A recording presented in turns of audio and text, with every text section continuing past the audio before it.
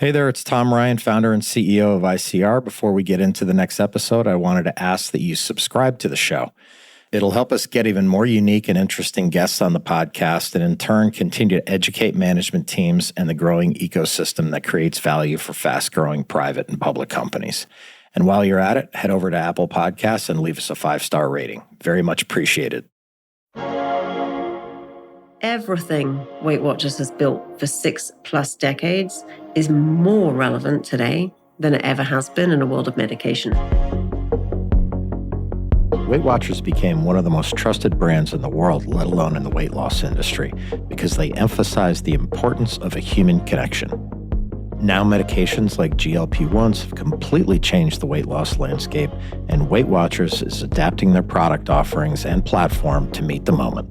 GLP-1 medications on their own, they're not a standalone tool. And so as people realize that there are other things that they need to do and other tools that they need to help them be successful, that's really where Weight Watchers can really come to the fore.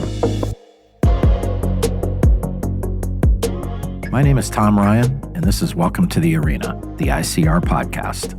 Each week, I sit down with today's business leaders to give you an inside scoop on some of America's most prosperous public companies, their origins, their challenges, and the keys to their success. Today's guest is Tara Comonte, who became Weight Watchers president and CEO in February of 2025. She's been a director since June of 23, and she has over 2 decades of executive leadership experience across corporate and digital strategy, technology, operations, and finance. She served as the CEO of Tomorrow Life Sciences. She was Shake Shack CFO. Prior to that, Tara was at Getty Images as Chief Financial and Business Affairs Officer, and she was previously the CFO of McCann World Group, the world's largest marketing communications business. Tara has seemingly done it all, and now she's using that experience to totally reinvigorate a classic American brand. Let's enter the arena with Tara Comonte.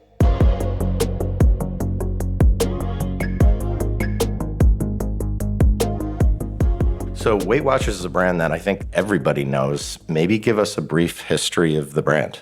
Listen, you're right. Weight Watchers is a extremely well-known brand globally. It's a brand that was born over 60 years ago in the living room of our founder, Jean Nidetch, in Queens, where she discovered that bringing people together to help each other on their weight loss journey was a catalyst for positive success. And so community and healthy habits are really the basis on which this business was formed, as I say, over 6 decades ago.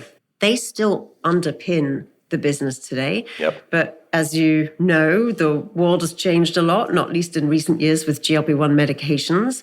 But Weight Watchers today is the leading destination for sustainable weight loss. Yep. The tools that go into that offering and how we help our members on their weight loss journeys have evolved, most recently with medication. And so today we are focused on building an integrated offering that delivers the best of medical support and innovation, behavioral science, community support, coaching and accountability, and really all the tools that can make our members most successful as they not only meet, but sustain their goals. So it's a really exciting time to be in this field.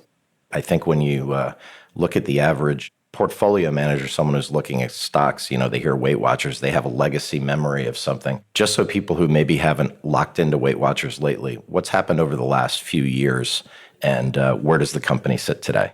It's been a very busy few years. Yeah. The company today really sits at this intersection of medical innovation and behavior change in the world of weight health. But over recent years, a number of sort of key moments have really influenced where we are today.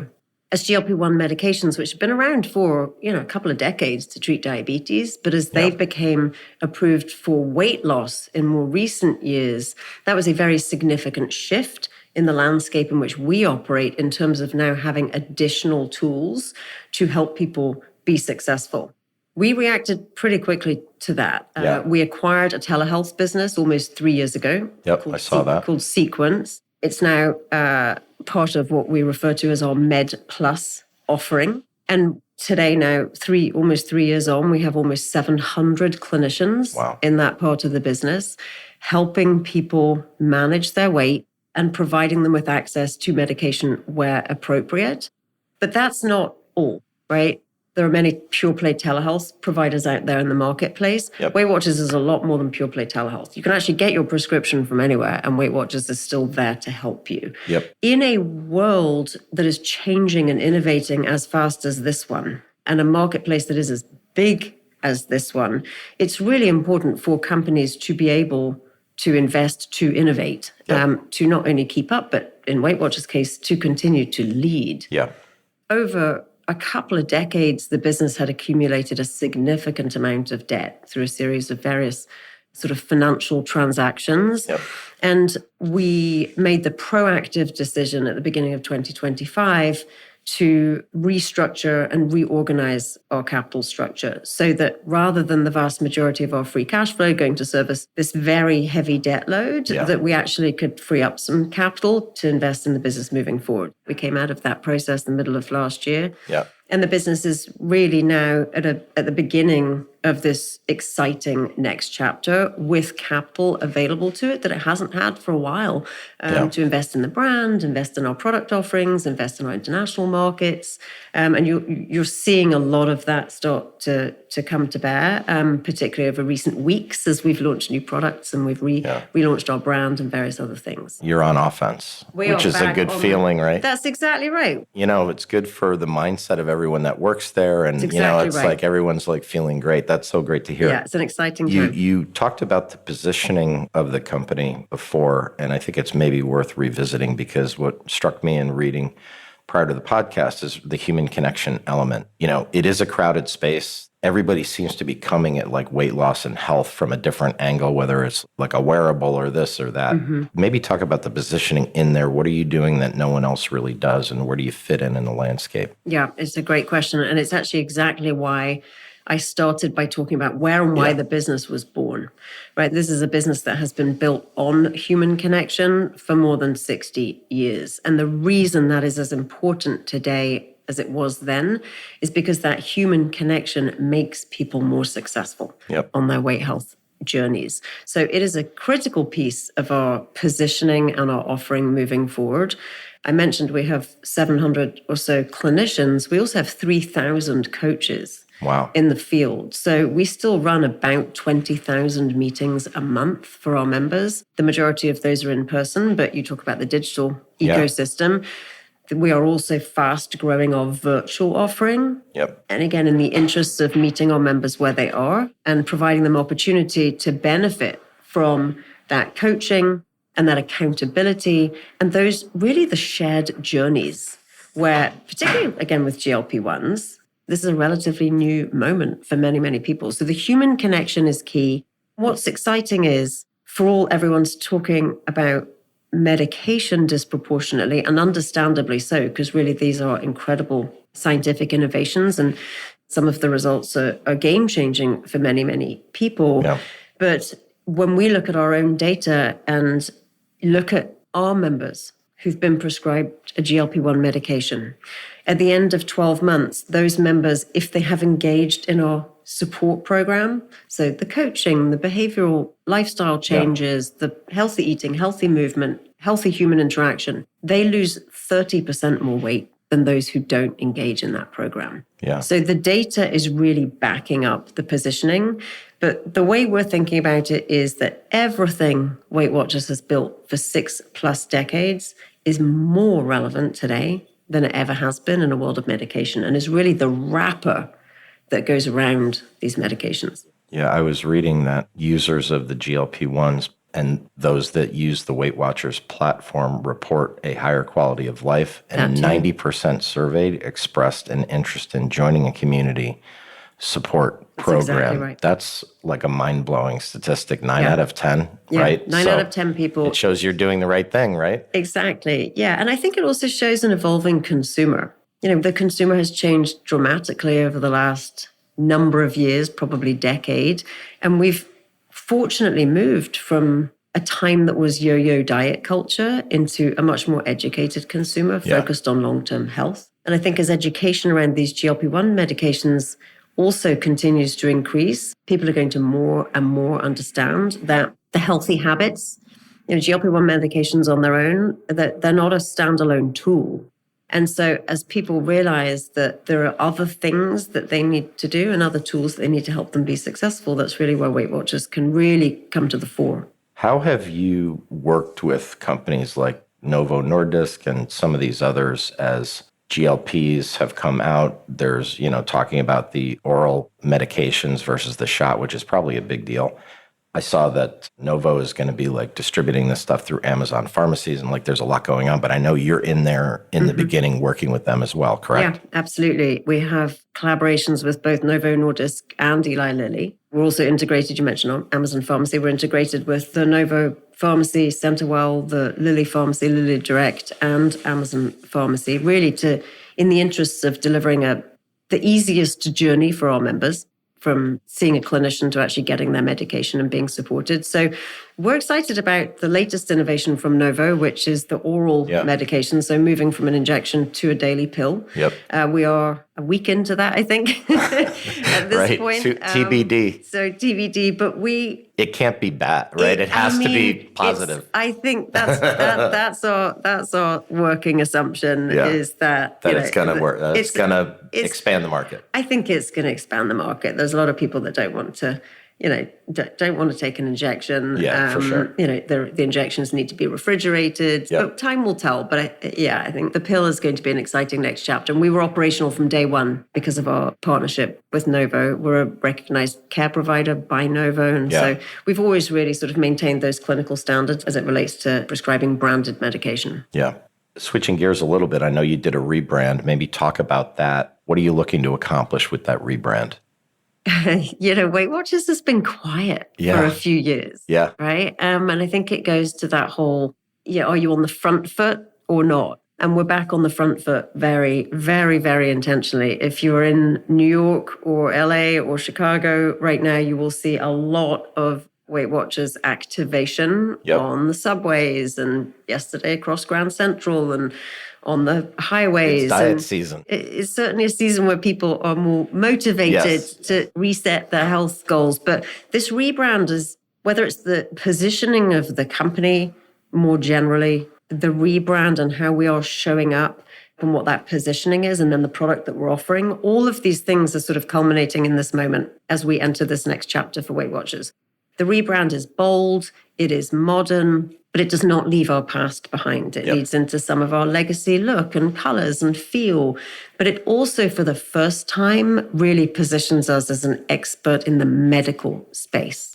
And that's not something that Weight Watchers has been known for because we've done such limited top-of-funnel marketing over recent years. Right. So we're back out there, we're loud, we're proud. We are excited to really leverage the strength of this incredible iconic brand that's been built over 6 decades globally.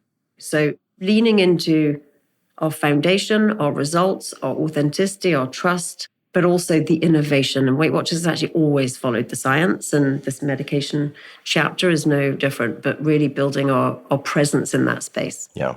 And I know you've recently announced product innovations. Maybe talk about how you're looking at product innovation, what's coming to market, what are you most excited about as you look at the portfolio and the things you're introducing to your customers? Over many years, Weight Watchers has built this incredible comprehensive care model, not least with the acquisition, by adding to it with the acquisition that I referenced 3 years ago in the telehealth space. The chapter we're now in is bringing these different component pieces of that offering together in a really seamless manner, in a really integrated manner, in a really intuitive manner. And so as we relaunch some of our product offerings and our experiences, they're much more integrated. They're much easier to navigate. We have just relaunched both our app and our website. Now our website as a marketing and an acquisition vehicle, but our app as a member experience vehicle. We've got a host of new data integrations from third-party apps so that the recommendations and the information we're giving you as a member is as informed and holistic as possible because that allows us to be as personalized as possible. We're also integrating new tools and using AI. Like one of the things we launched with this new app is an AI body scanner to help you understand body composition, particularly important in a GLP-1 where you need to maintain muscle mass. Right. So all sorts of examples of where I think the best of everything that we've been building comes together. The best of personalized data, to the extent a member wants to share it, can come into the Weight Watchers app to help us give you better advice. And the best of modern, innovative tools and technology to make you even more successful on your journey. Yeah. Now, underpinned still, though, by human connection. Right. So we're also dialing up our virtual coaching offering. We've just recruited a whole slew of new coaches, many of whom have been on a GLP-1, some of whom are doctors, some of whom have no interest in, really a variety of people in different stages of weight loss journeys and different parts of the kind of weight loss landscape to represent the broad diversity of our member base. So the Weight Watchers rebrand has really seen them embrace the popularity of GLP-1s and greatly expand their telehealth offerings. But we also now know that a big part of their go-to-market strategy has been an interesting new partnership model. I asked Tara to expand on that.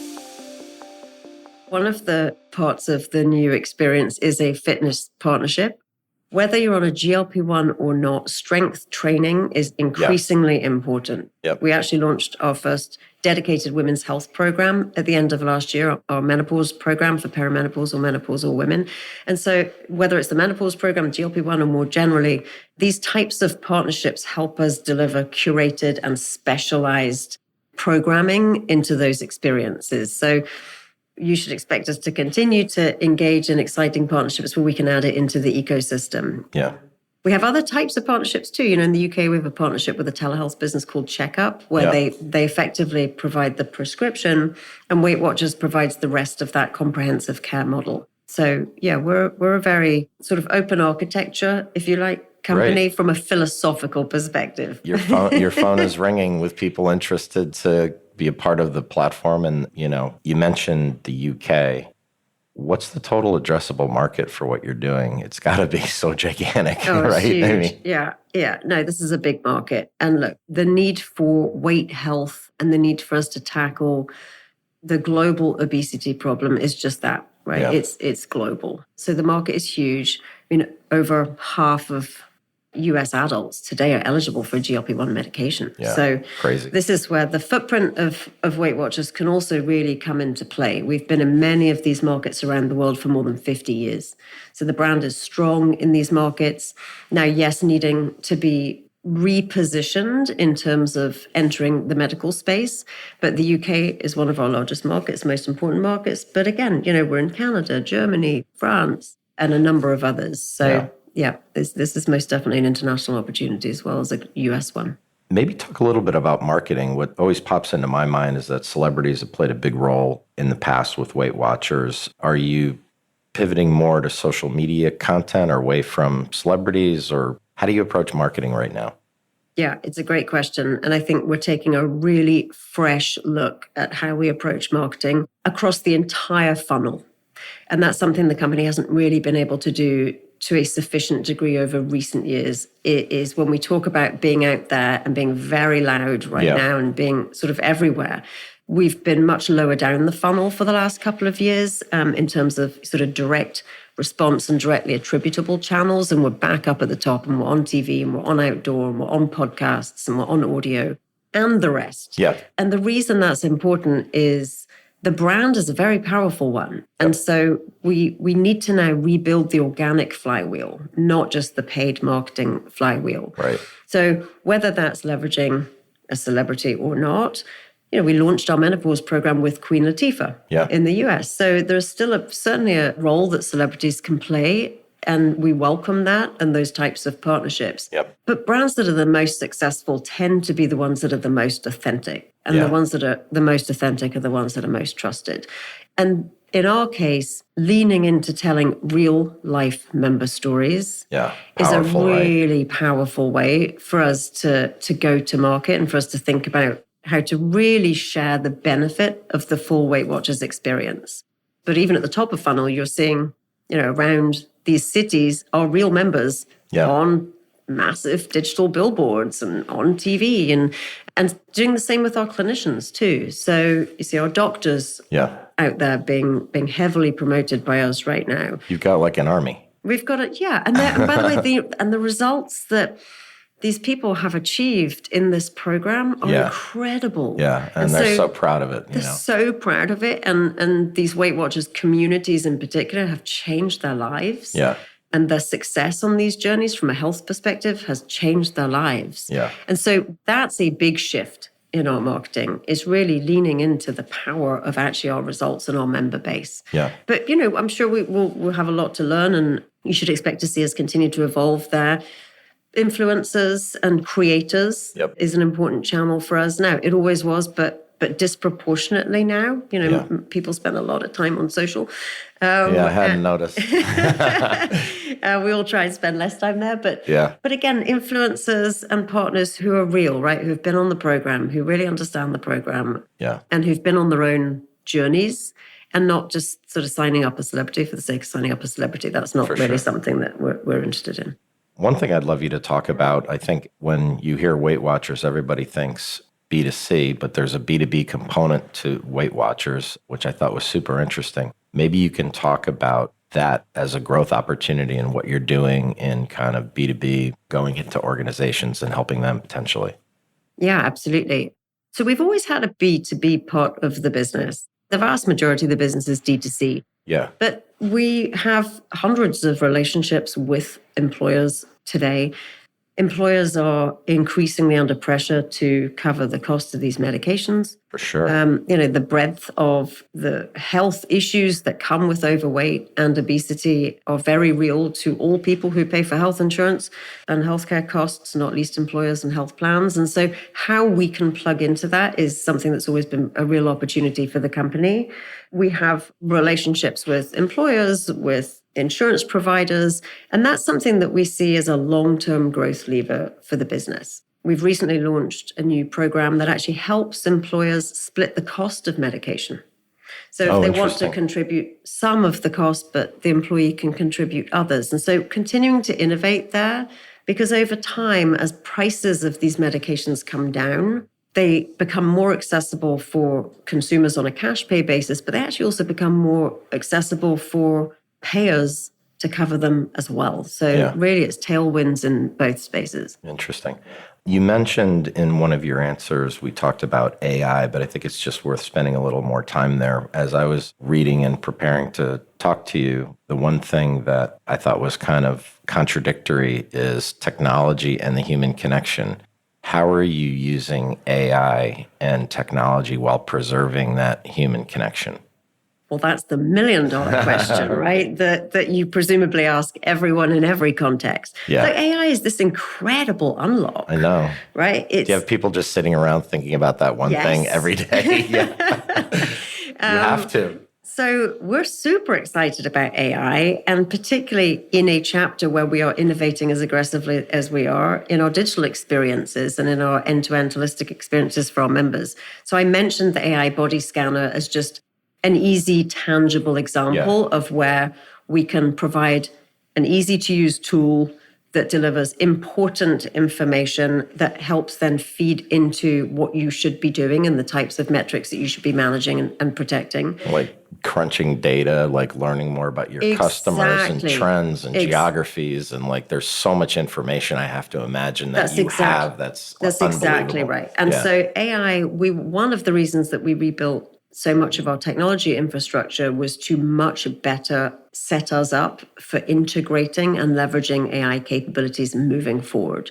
So we've upgraded and are upgrading the majority of our back end in some of these digital products and digital platforms to enable more and more use of AI. Because what AI can allow us to do is not only learn on behalf of our members and deliver curated programming based on what the data is telling us and also what the science is telling us, but it also allows us to move quickly to more and more personalized experiences.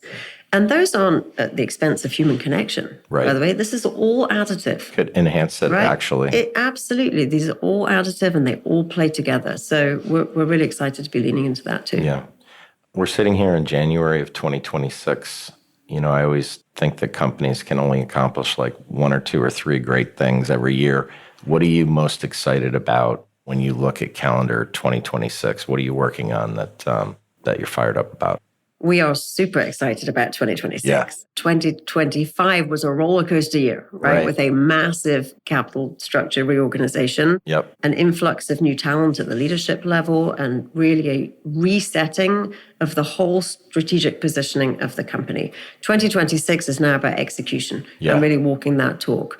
And so we've touched on some of the key pillars, but really relaunching this brand for the modern day and being proud to stand on a 60-year foundation of healthy habits and a lot of recognition, particularly in the medical community, of the efficacy of the program, but building upon that as the trusted authority in the space that is relevant more today than it ever has been. So really leaning into the strength of the brand and modernizing it moving forward.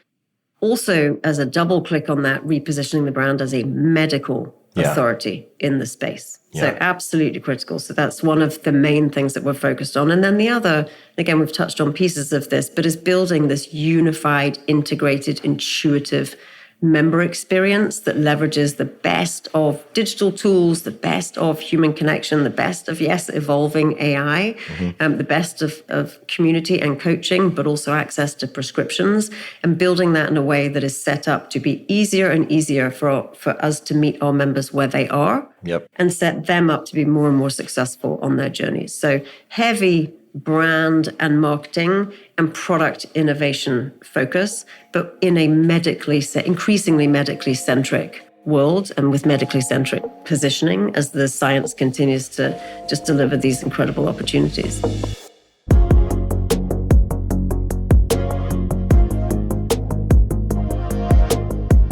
That was Tara Comonte, President and CEO of Weight Watchers, which trades under the symbol WW. Such an interesting story and so impressive how the company really responded to such a dramatic market change. And they've managed to embrace technology and innovation while maintaining that personalized approach, which is going to continue to set them apart in a crowded marketplace. I'm Tom Ryan. We'll see you next time back in the arena. References to specific stocks are not intended to be recommendations for specific trading behavior. Comments presented on this podcast are intended for informational and educational purposes only, and do not represent opinions or recommendations on whether to buy, sell, or hold shares of a particular stock. All investors are advised to conduct their own independent research into individual stocks before making a trading decision. In addition, investors are advised that past stock performance is no guarantee of future price performance.